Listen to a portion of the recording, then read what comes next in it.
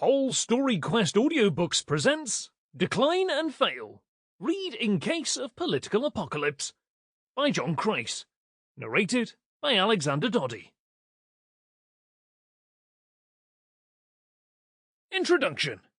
Theresa May took office in July 2016 with one job, and one job only: to deliver Brexit.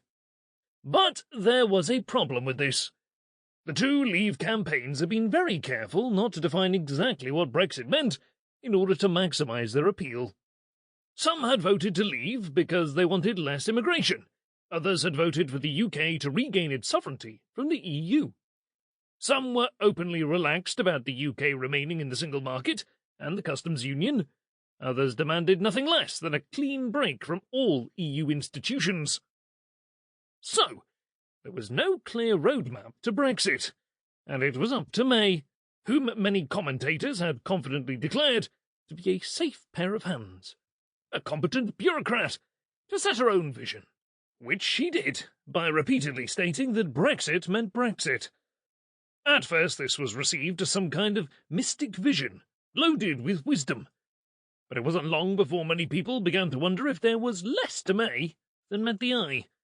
And when she started uttering sentences such as, "I am determined to deliver on the things which I am determined to deliver," her characterization as the Maybot was born.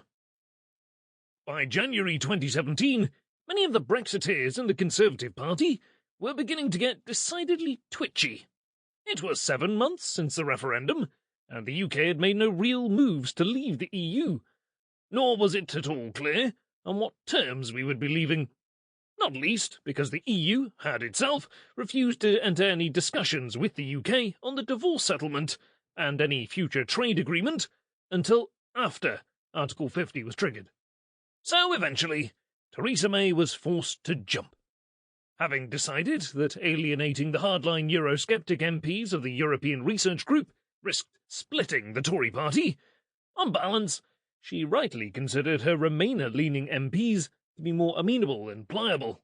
She delivered a speech at Lancaster House that spelled out what Brexit actually meant: no membership of the single market or a customs union, and no jurisdiction by the European Court of Justice. A hard Brexit. Parliament voted to trigger Article 50 on March the 29th. The die had been cast. The UK had laid out its Brexit objectives, and had set in motion the 2-year time limit in which to achieve it. This was the high point of the May administration. Sample complete. Ready to continue?